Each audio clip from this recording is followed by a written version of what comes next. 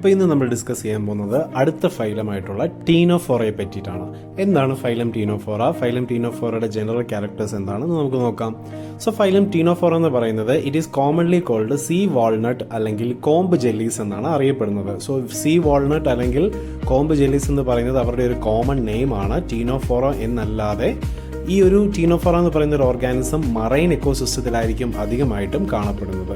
മാത്രമല്ല അതിൻ്റെ സിമെട്രി എന്ന് പറയുന്നത് റേഡിയൽ ആയിരിക്കും. റേഡിയൽ സിമെട്രി എന്ന് പറയുമ്പോൾ ഒരു ഓർഗാനിസത്തിൻ്റെ സെൻട്രൽ ആക്സിസിൽ നിന്നും നമ്മൾ അതിനെ ഡിവൈഡ് ചെയ്യുകയാണെന്നുണ്ടെങ്കിൽ നമുക്ക് ഈക്വൽ ഹാഫ് കിട്ടുകയാണെങ്കിൽ അതിനെ റേഡിയൽ സിമെട്രി എന്നാണ് പറയുന്നത്. ബോഡി ഓർഗനൈസേഷൻ എന്ന് പറയുന്നത് ഡിപ്ലോബ്ലാസ്റ്റിക് ആയിരിക്കും. എക്ടോഡേം കാണും, എൻഡോഡേം കാണും. മാത്രമല്ല അതിൻ്റെ ഓർഗനൈസേഷൻ എന്ന് പറയുന്നത് ടിഷ്യൂ ലെവലായിരിക്കും. അപ്പോൾ ഈ ഒരു എൻറ്റയർ ടീനോഫോറയുടെ ബോഡി എന്ന് പറയുന്നത് it is composed of tissues, പലതരത്തിലുള്ള ടിഷ്യൂസ് കൊണ്ടായിരിക്കും കാണപ്പെടുന്നത്. മാത്രമല്ല ഫൈലം ടീനോഫോറയുടെ ഒരു വൺ ഓഫ് ദ പ്രത്യേക ക്യാരക്ടർ എന്ന് പറയുന്നത് ഇതിൻ്റെ ബോഡിക്ക് ചുറ്റും കോംബ് പ്ലേറ്റ്സ് കാണപ്പെടും. കോംബ് പ്ലേറ്റ്സിൻ്റെ എണ്ണം എന്ന് പറയുന്നത് 8 എക്സ്റ്റേണൽ റോസ് ആയിരിക്കും. അതായത് മൊത്തം 8 റോ പോലെ അതിന് കോംബ് പ്ലേറ്റ്സ് കാണപ്പെടും. അപ്പോൾ ഈ ഒരു കോംബ് പ്ലേറ്റ്സിൻ്റെ ഉപയോഗം ഈ ഒരു ടീനോഫോറയിൽ എന്താണെന്ന് വെച്ചാൽ ലോക്കോമോഷന് വേണ്ടിയിട്ട്, അതായത് മൂവ് ചെയ്യാൻ വേണ്ടിയിട്ട്, ഒരിടത്തു നിന്നും മറ്റൊരിടത്തേക്ക് മൂവ് ചെയ്യാൻ വേണ്ടിയിട്ടാണ് ഈ ഒരു ടീനോഫോറയുടെ കോംബ് പ്ലേറ്റ് ഉപയോഗിക്കുന്നത്. അത് ഈ ഒരു ടീനോഫോറയുടെ സ്പെഷ്യൽ ക്യാരക്ടറാണ്.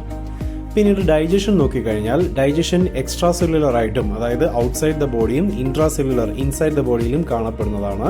മാത്രമല്ല ബയോലൂമിനസെൻസ് എന്ന് പറയുന്നത് other kind of character, special ക്യാരക്ടറാണ് ടീനോഫോറയുടേത്. എന്താണ് ബയോലൂമിനസെൻസ്? ഈ ബയോലൂമിനസെൻസ് എന്ന് പറയുമ്പം സ്വന്തം ശരീരത്തിൽ നിന്നും ലൈറ്റ് എമിറ്റ് ചെയ്യാനുള്ള ഒരു കപ്പാസിറ്റി, അതിനെയാണ് ബയോലൂമിനസെൻസ് എന്ന് പറയുന്നത്, നമ്മളുടെ മിന്നാമിന്നി പോലെ.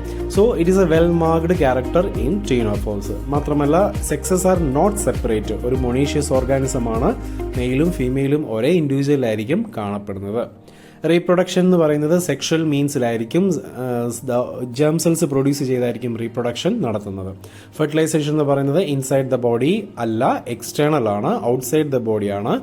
ഡെവലപ്മെന്റ് എന്ന് പറയുന്നത് ഇൻഡയറക്റ്റ് ഡെവലപ്മെന്റ് ആയിരിക്കും. അതായത് ടീനോഫോറയ്ക്ക് ലാർവൽ സ്റ്റേജസ് കാണും. അഡൽട്ട് ആകുന്നതിന് മുന്നേ തന്നെ ലാർവൽ സ്റ്റേജസ് കാണും. ഈ ഒരു ലാർവൽ സ്റ്റേജസ് ആണ് മെറ്റമോർഫോസിസ് നടന്ന് അഡൽട്ട് ടീനോഫോറയായിട്ട് മാറുന്നത്. So these are the characters of phylum Ctenophora.